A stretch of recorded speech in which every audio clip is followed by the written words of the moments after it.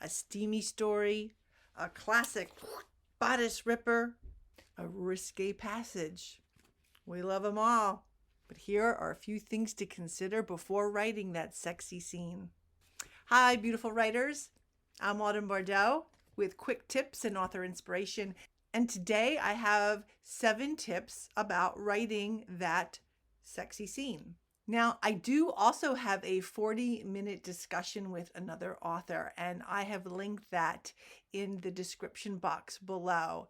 But I know a lot of people don't have 40 minutes to take out of their day. So that's why I decided to make this a much shorter video. If you haven't already, I would love if you would hit that subscribe button and then that notify bell. And if you've already subscribed, thank you so much.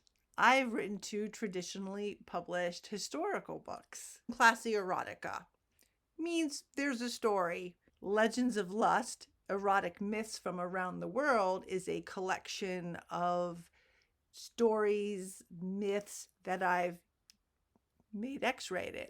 Confessions of a Sheba Queen, same thing, an erotic retelling of that enigmatic Queen of Sheba.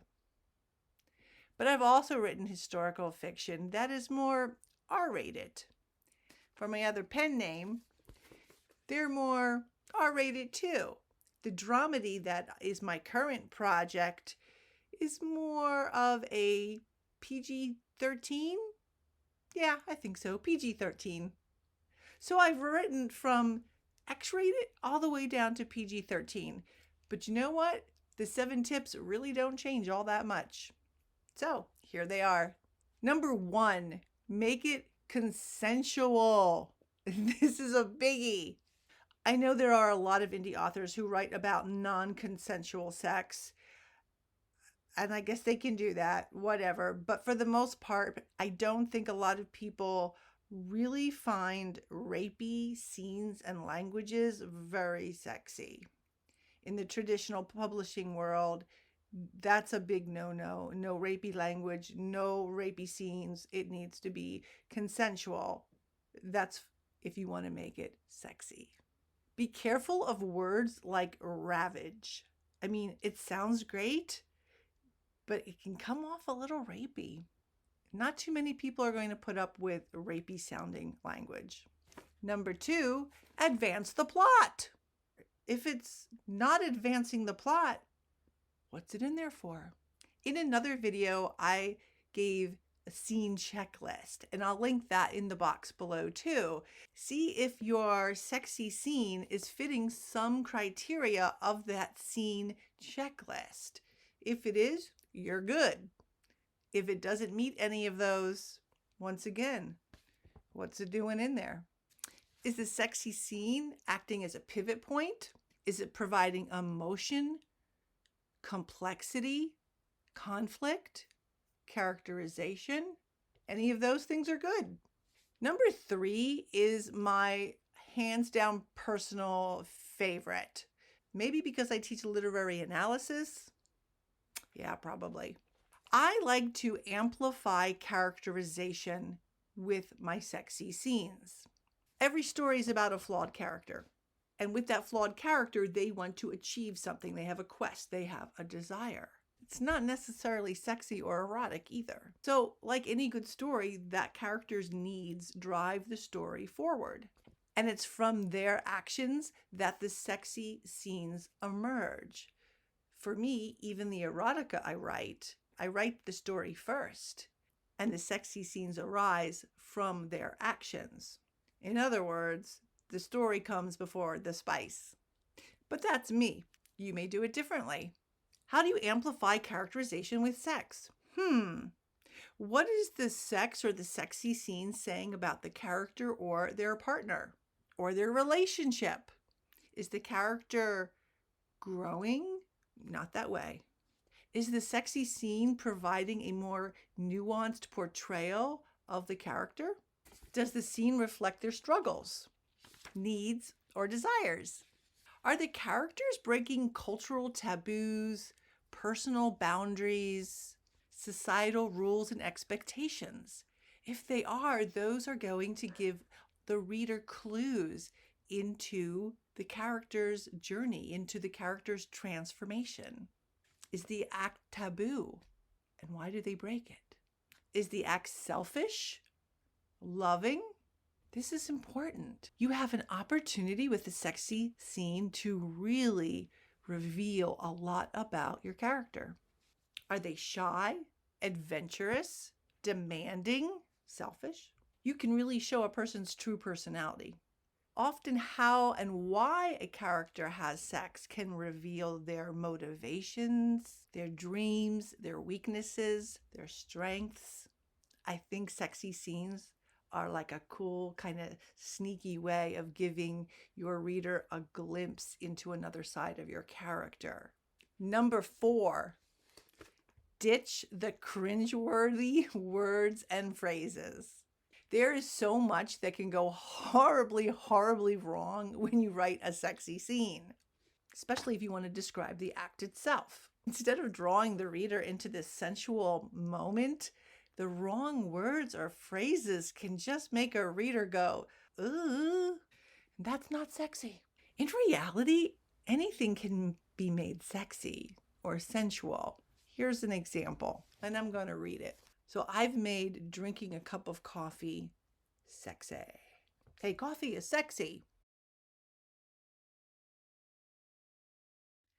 Beth's hand gripped the cup of coffee, its heat sinking deep into her skin. She lifted the mug to her lips and let its steamy sweetness caress her senses.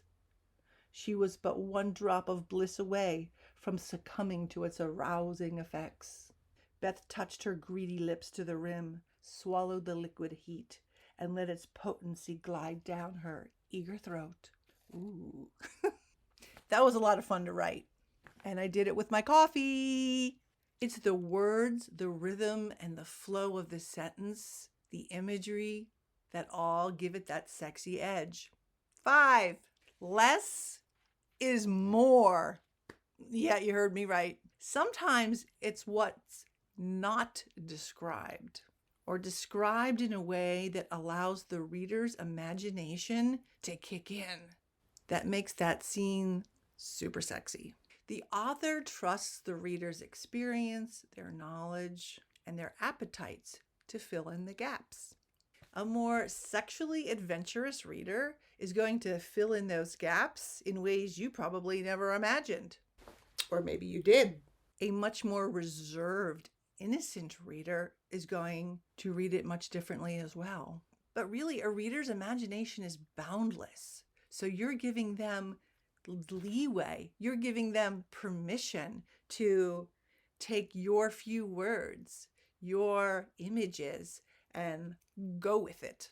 Together, a writer's words and a reader's interpretation lead to powerful visualizations beyond what the mere sentence conveys. One review for The Impaler's Wife, it really made me laugh. The person wrote, "The author is obsessed with S&M." I laughed. There are maybe 3 scenes that use pretty vague language to suggest that. Obviously, the reader visualized well beyond what I actually wrote. Wonder why. Number 6 is include sensory detail. Sight, touch, sound, smell, and all the emotional feels. Pull the reader into the character's mind and into their skin. Make sure when you use those descriptors that make sure they resonate with time, place, and culture. 7, put the extra in the ordinary. My neighbor once told me, "I wish my husband would just throw me up on the wall and do it. It's always the same old, honey. Can we, later? Wink, wink." Ordinary is boring. Give extra to your steamy scenes. Quick can be sexy. A long length of time can be sexy. Different places can be sexy. Position, level of naughtiness. Give your reader a little extra in the ordinary, which means make it extraordinary. So those are our 7 tips, but I also have a recipe for that, which I will include in the box below. But I will give you my sexy scene recipe. And really, trust me, I do this.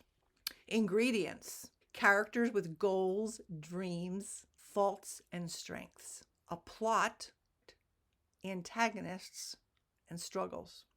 Sensual descriptions. Sensual and consensual suggestive moments. Language that allows the reader to bask in the emotional and physical pleasure of the character. Sexual experiences beyond the ordinary. Stir it all together, add spice and sweetener as necessary, and rewrite a multitude of times. That's it. 7 tips and my recipe. Thanks for watching. If you haven't already, I would love if you would hit subscribe and notify. And if you liked my tips and the recipe, please give it a thumbs up. It all kind of helps with the algorithms and things. Remember, if you want a longer discussion, it will be in the description box below. I've also linked all of my books and their heat level in case you're interested. So remember, writers, to dream, create, and embrace. Thanks for watching. Bye-bye.